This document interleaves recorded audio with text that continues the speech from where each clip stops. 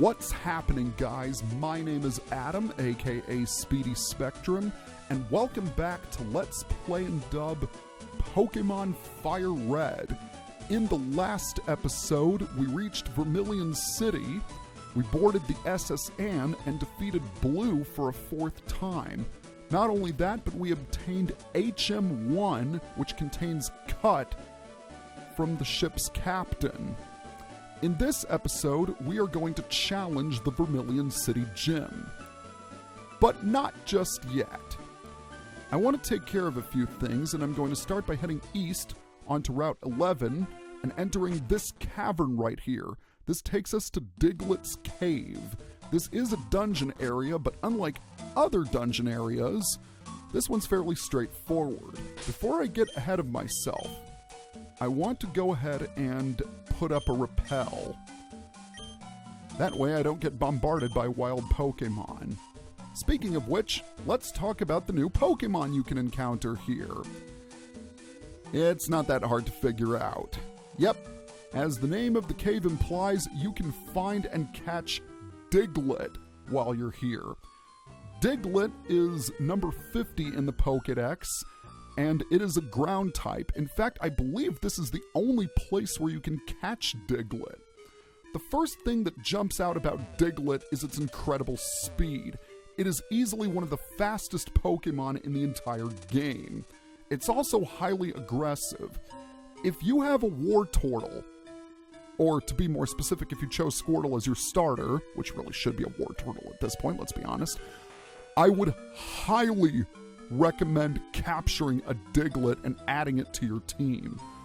The reason being is that the Vermilion City Gym specializes in electric Pokemon, and Diglett, being a ground type, has complete immunity. It's super fast, it's extremely aggressive, capable of dishing out large amounts of damage. It's a great Pokemon, and you can catch it at a decent level, because it evolves at level 26, which is not that far off. Of its two possible abilities, Arena Trap is by far the better one.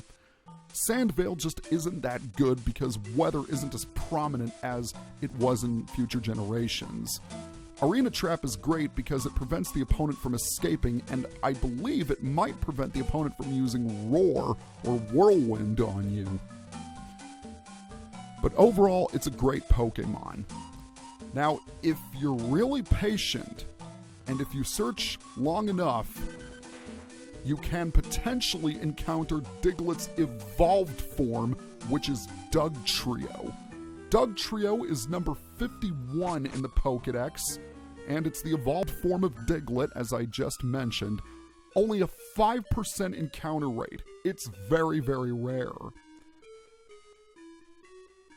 But if you can catch one, you'll have a fantastic Pokemon at your side.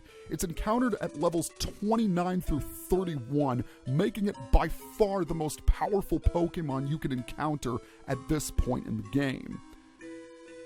Just like Diglett, it's very fast, it's very aggressive, it can deal a lot of damage, and I like to think of Dugtrio as the ultimate revenge killer.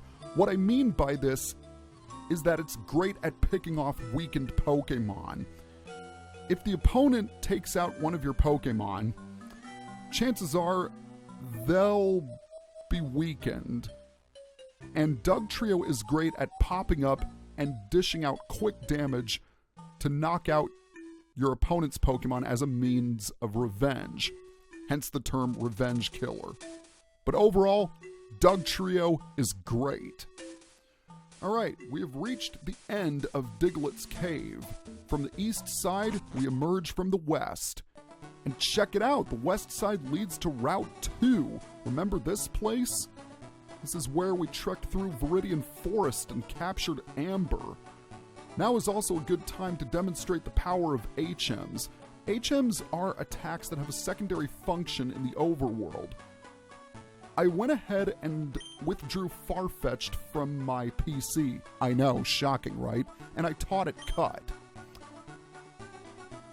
You've seen these small bushes around the overworld, and with the power of Cut,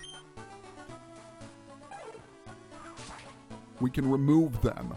Very nice. I want to head all the way down because there are a couple of items that we can pick up. So we're going to go ahead and grab this ether, and a little further down, we get a paralyze heal. So we're going to head back into the building where we find a familiar face. Once again, it's one of Professor Oak's aides. He tells us that if we have 10 species of Pokemon registered in the Pokédex, he'll give us something nice. And not only do we have at least 10, we've caught 45 altogether, including evolutions, of course. He gives us HM5, which contains the move Flash. Flash is an attack that lowers the opponent's accuracy, and its secondary function allows it to light up dark areas. We're going to explore this a little bit later on in a future video. Now, we aren't quite done here. I want to go ahead and enter this door, because inside this little cottage, we can talk to this guy, which does nothing for... Oh, it's the other one. Got it. Of course, he's holding a Game Boy Advance. This kid wants to trade us a Mr. Mime in exchange for an Abra, and I just so happen to capture an Abra off screen. So let's do this. This kid's name is Rayleigh, by the way, or is it Riley? I don't know how to pronounce it. But one thing I do know is that this in-game trade is much better than the one involving Farfetch'd, because Mr. Mime is just a flat-out better Pokemon. And this Mr. Mime's nickname is Mimian.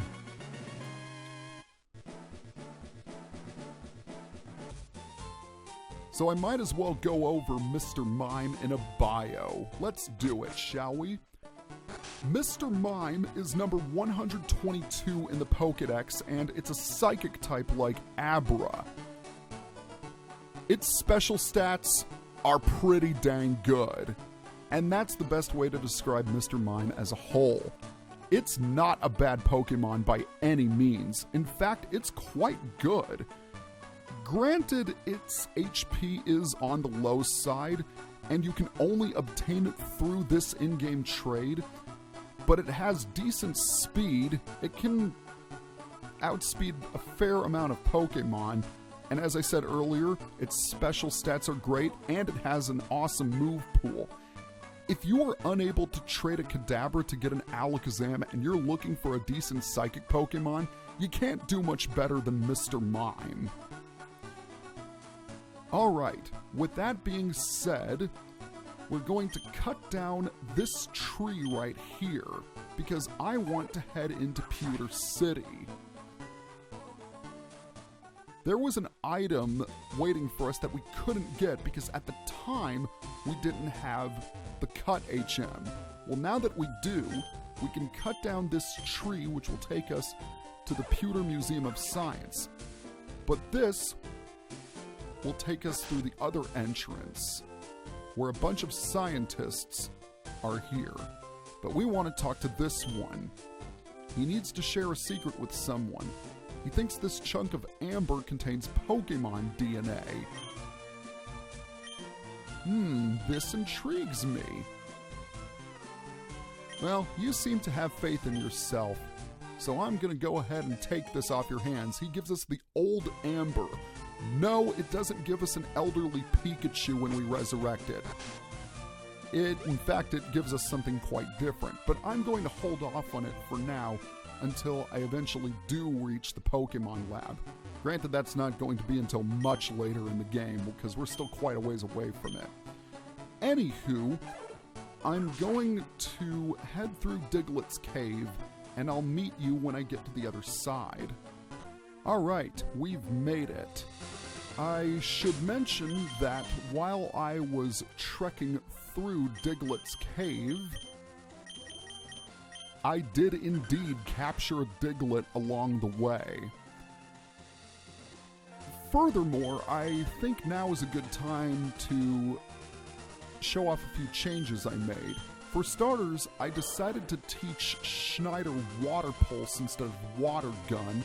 It's packing a bit more power. I also taught Amber Brick Break from the TM we obtained on the SS Anne. Not only that, I taught Thief to Yulin. Thief will give Yulin a bit more type coverage and also allow it to steal any potential held items, and that can prove useful when completing our Pokédex.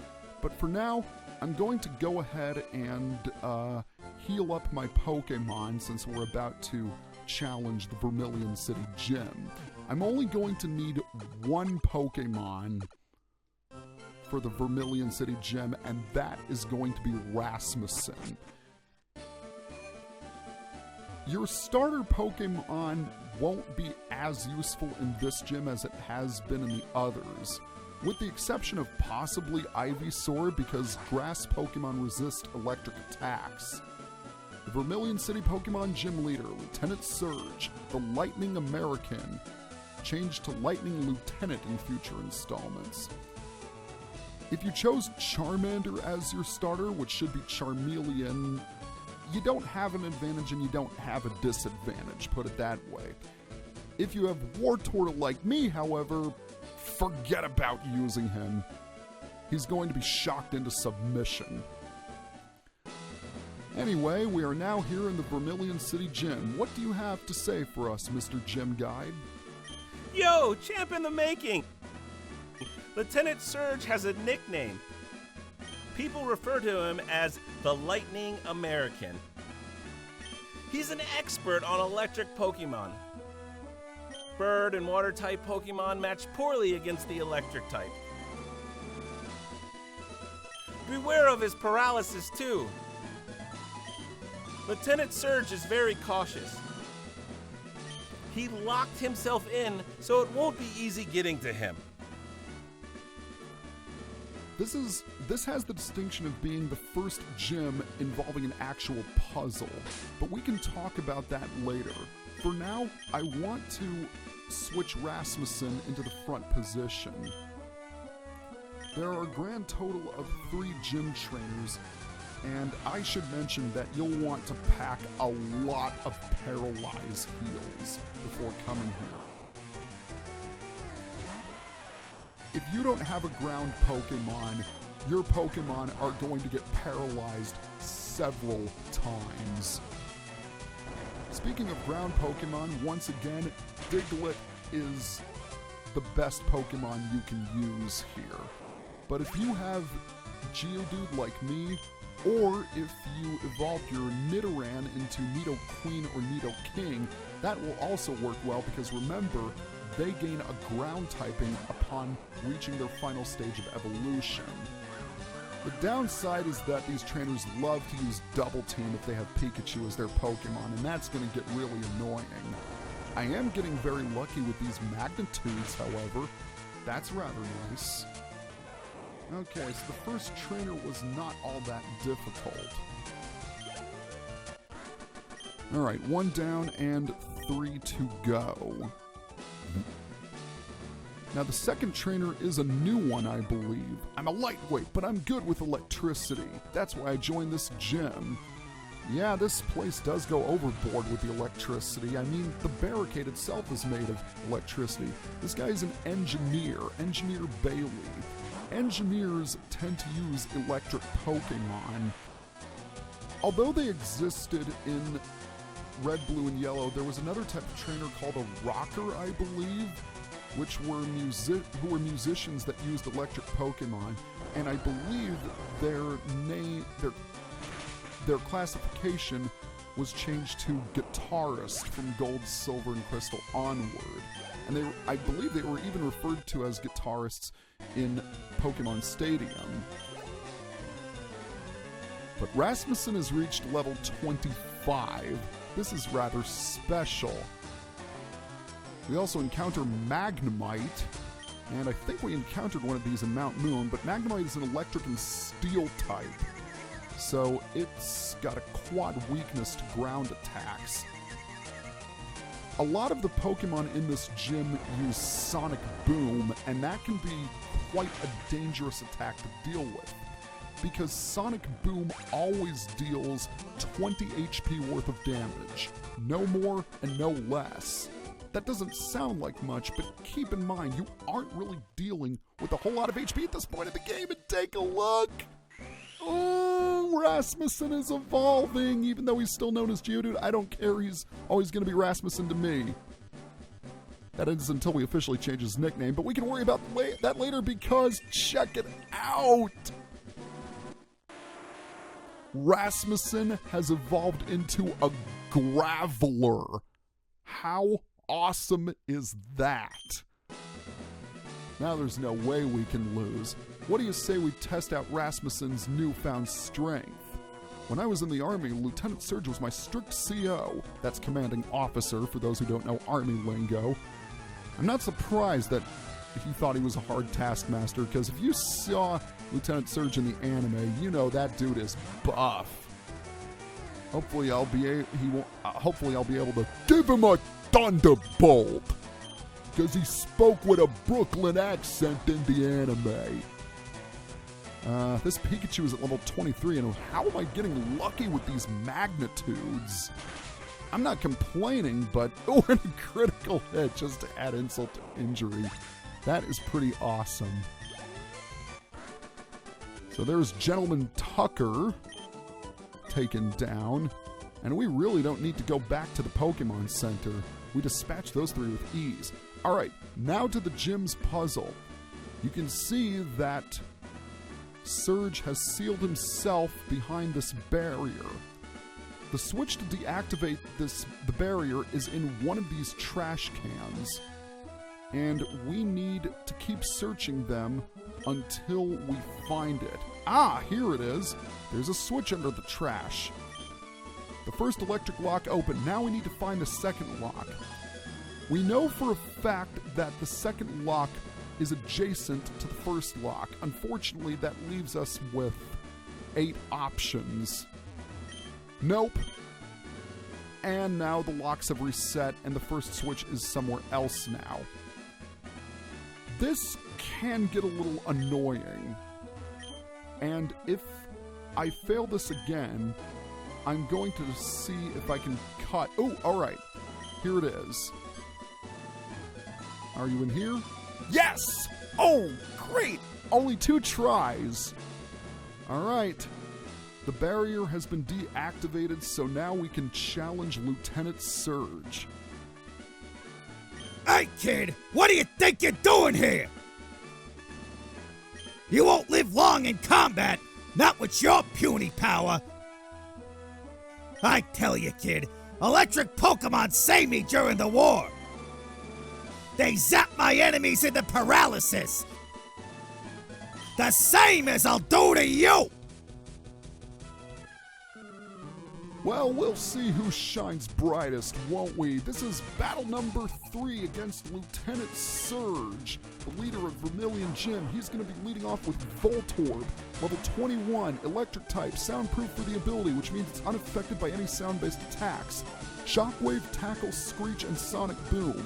All 3 of Serge's Pokemon know Shockwave, which is an electric attack that has some decent power behind it.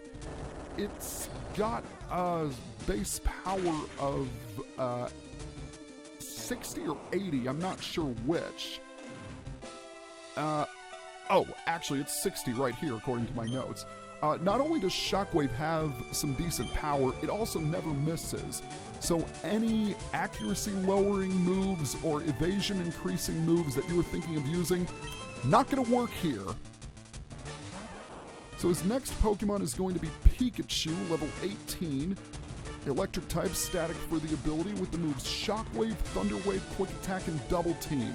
This thing is going to try and raise its evasion with Double Team, which makes it really annoying to take out. But his Pikachu is weaker than that last trainer's Pikachu was. In fact, it's 5 levels lower, so no wonder I was able to take it out in one hit.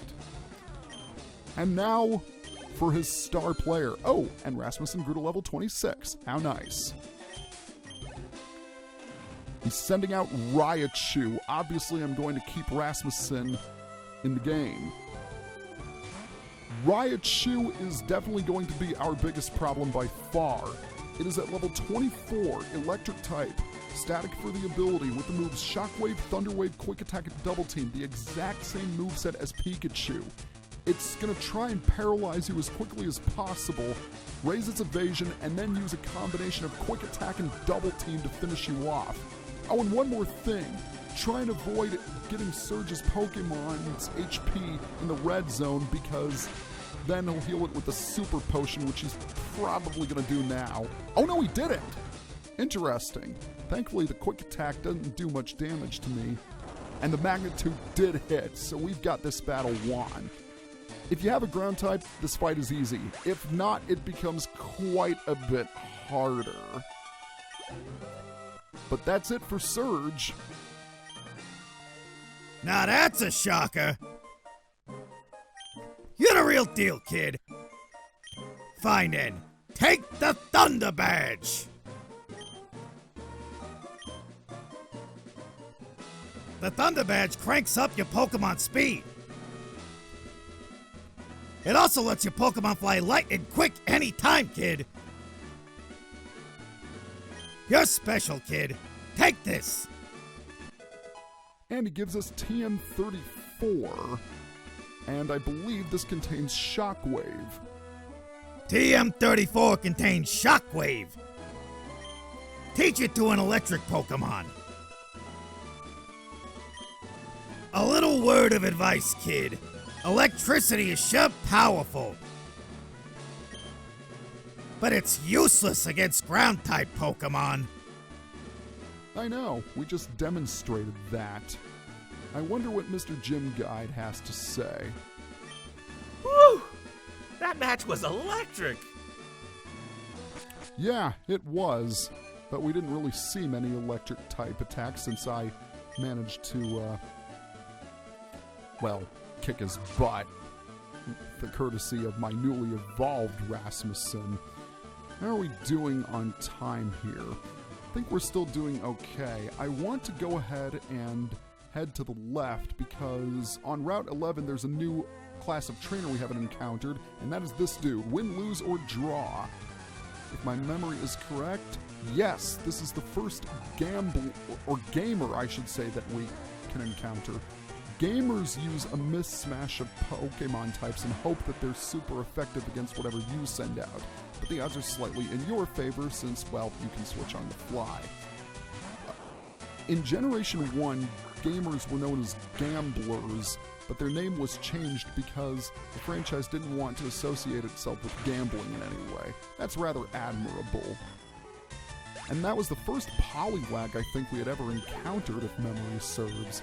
So now he's going to send out Horsey, which is another Pokemon we've seen before. Gamers will almost always use one type of Pokemon exclusively. Sometimes it's fire, sometimes it's electric. Whatever they feel is luckiest, let's say. And that is it. Not bad at all. I'm going to go ahead and battle all of these guys off screen. Alright, that takes care of that. As I'm collecting the items here on Route 11, I should mention there is one new Pokemon you can catch while you're here, and that is Drowsy. Drowsy is number 96 in the Pokédex, and it's a psychic Pokemon, but compared to the other Pokemon we've fought thus far, it's more defensive.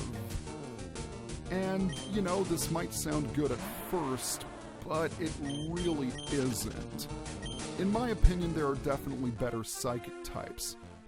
And to me, that's a shame, because back in the days of red, blue, and yellow when special attack and special defense were one stat, Drowsy was far stronger.